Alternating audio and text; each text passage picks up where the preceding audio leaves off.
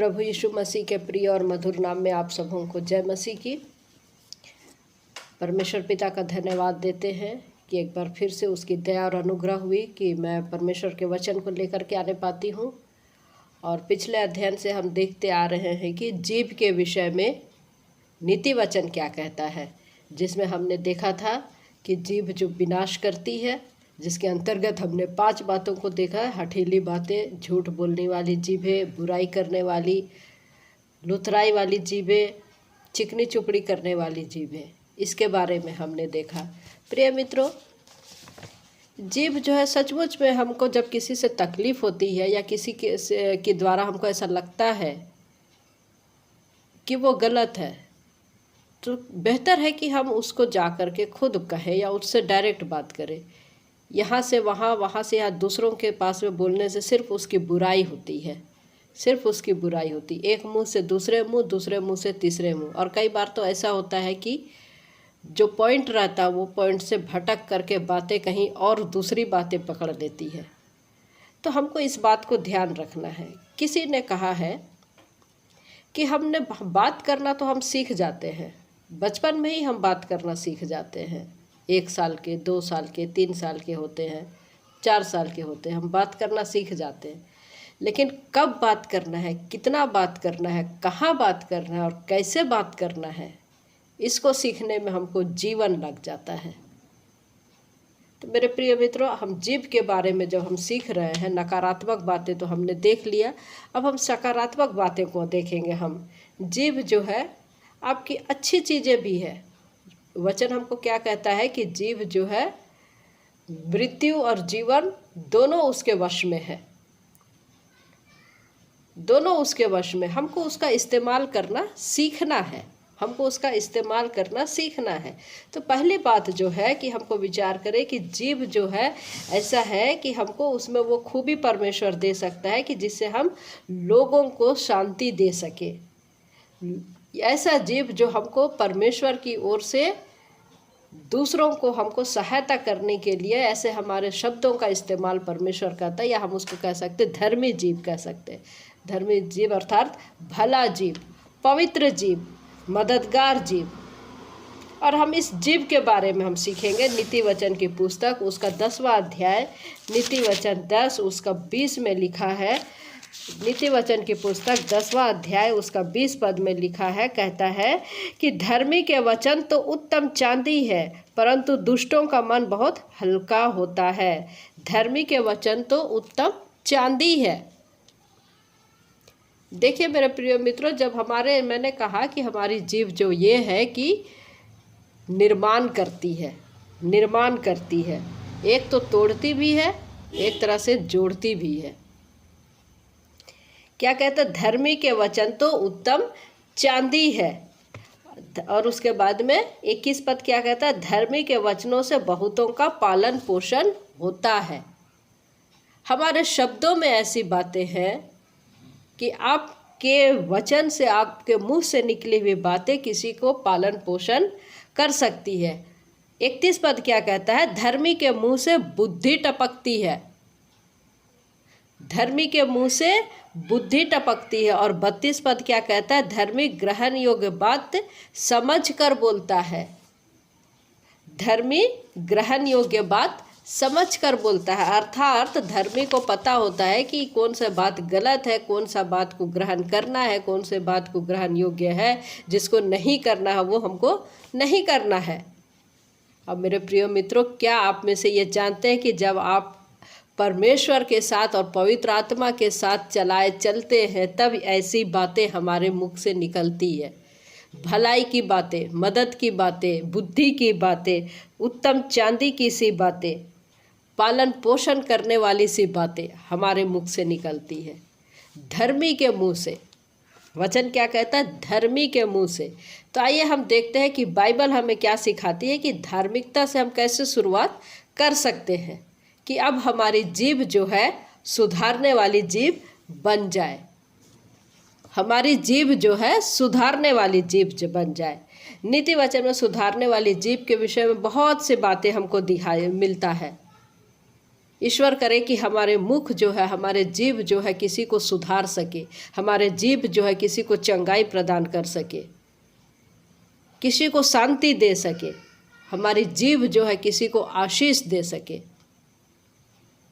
परमेश्वर ने ये खूबी हमको और आपको दिया है। नीति वचन की पुस्तक उसमें 15 अध्याय उसके 4 पद में जब हम पढ़ते हैं, उसमें लिखा है, नीति वचन की पुस्तक 15 का 4 में कहता है, शांति देने वाली बात जीवन वृक्ष है, परंतु उलटफेर की बात से आत्मा दुखित होता है।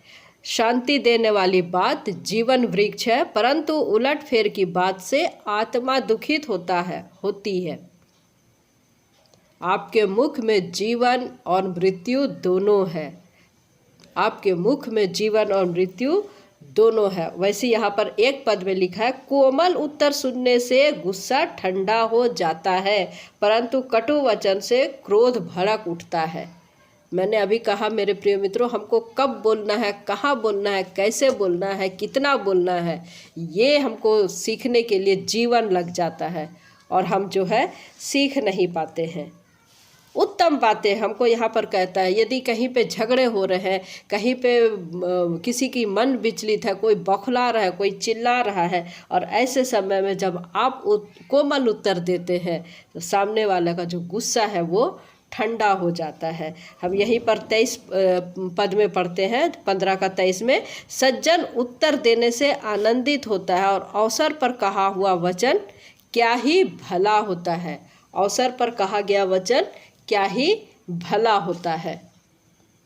ठीक समय पर किया गया वचन, ठीक समय पर कहा गया वचन, ठीक समय पर शब्दों का सही इस्तेमाल, ठीक रीति से शब्दों का सही इस्तेमाल करने से क्या होता है, मन आनंदित होता है, क्रोध शांत होता है, क्रोध शांत होता है। तो सज्जन उत्तर देने से आनंदित होता है और अवसर पर कहा हुआ वचन क्या ही भला है।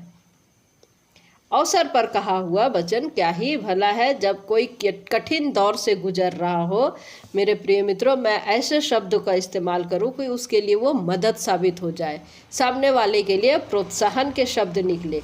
इसलिए आपकी जीभ में किसी की नाजुक परिस्थिति के समय में आपके शब्दों द्वारा किसी की चंगाई को प्राप्त हो सकती है, आपके शब्दों के द्वारा। मेरे प्रिय मित्रों, आपकी जीभ में वो शक्ति है कि किसी की नाजुक परिस्थिति के समय में आपके कहे हुए शब्द सामने वाले को जो है मलहम पट्टी का कार्य करती है।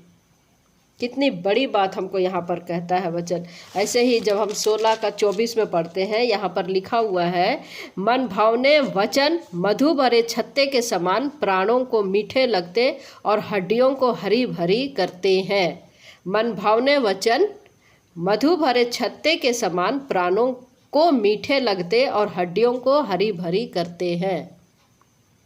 कितनी अच्छी बातें बोल रही है अभी। नीति वचन हमको बुद्धि की बातें हमसे कह रही है। हम अपने शब्दों का कैसे इस्तेमाल करते हैं, और हम ठीक वैसे ही इस्तेमाल करेंगे। यदि पवित्र आत्मा परमेश्वर हमारे अंदर है तो हमारे मुख से वही बातें निकलेगी, और यदि नहीं है तो हमारे मुख से वही बातें निकलेगी जो संसारिक बातें हैं। दोनों चीज़ें हैं हमारे जीवन में।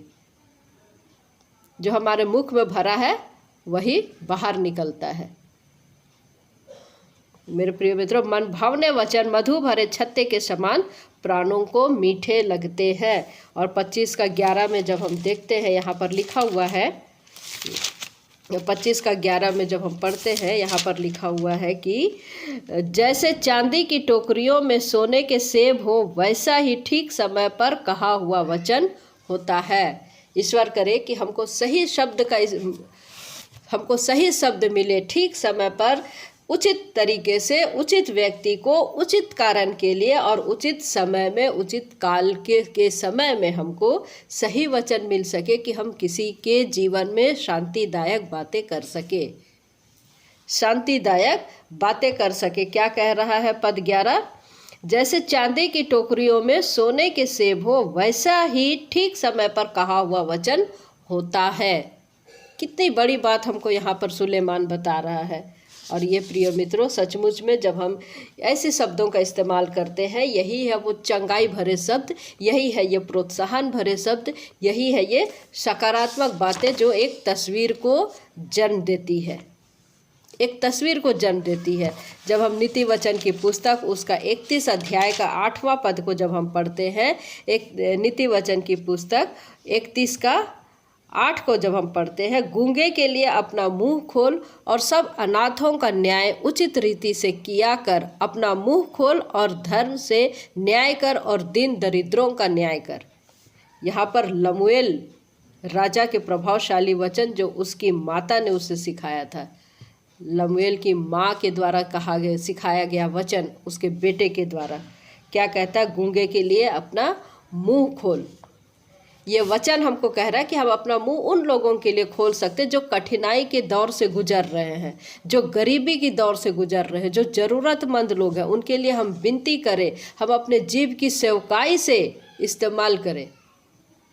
जो परमेश्वर ने हमको ये जीव दी है, परमेश्वर ने जो हमको जीव दिया है, उसका इस्तेमाल हम सही तरीके से करें, सही तरीके से करें। दूसरों के लिए हम आशा की किरण बने, दूसरों के लिए हमारी जुबान जो है आशीष का कारण ठहरे, प्रोत्साहन का कारण ठहरे। ये कुछ नीति वचन है मेरे प्रिय मित्रों, जो हमको नीति वचन की पुस्तक हमको सिखाती है, और ये सही रास्ते पर, सही समय पर हमको अपने जीव का पुनः निर्माण करने के लिए सहायक करती कि हम दूसरे के लिए कर पाए। कितनी अच्छी बात है। हमने बताया जीव 2 तरीके के होते हैं। पहले जीव में हम तो या तो विनाश कर देते हैं, चीड़ फाड़ कर देते हैं, और दूसरा जो है निर्माण करते। निर्माण करने में हमने यहाँ पर अभी क्या देखा, सुधार करने वाली जीव। एक छोटी सी जो चीज़ है वो है नियंत्रण करने वाली जीव। नियंत्रण करने वाली जीव बहुत मुश्किल होता है, अपने जुबान को कंट्रोल में करना बहुत मुश्किल काम है। जहाँ पर हमको बोलना चाहिए वहाँ पर हम बोलते, लेकिन जहाँ पर नहीं बोलना चाहिए वहाँ पर जब नहीं बोलने का बारी आती तो हमको बहुत कठिन हो जाता है ऐसे समय में। अब महिलाएं तो खास तौर पर अपने जुबान पे कंट्रोल नहीं कर पाती है। ये परिस्थिति हमारे जीवन में कब आती, इसको हम अगले वीडियो में देखेंगे, अगले समय में देखेंगे कि ये हमारी जो नियंत्रण करने वाली जीव है हमको कैसे क्या सिखाती है। तो मेरे प्रिय मित्रों, मेरे साथ बने रहें और परमेश्वर के वचन को आनंदित ले और आनंद से अपने जीवन को देखें और जांचें कि हमारी जुबान कैसी है। तो परमेश्वर पिता इन वचनों के द्वारा हम सबको आशीष दे। आमीन।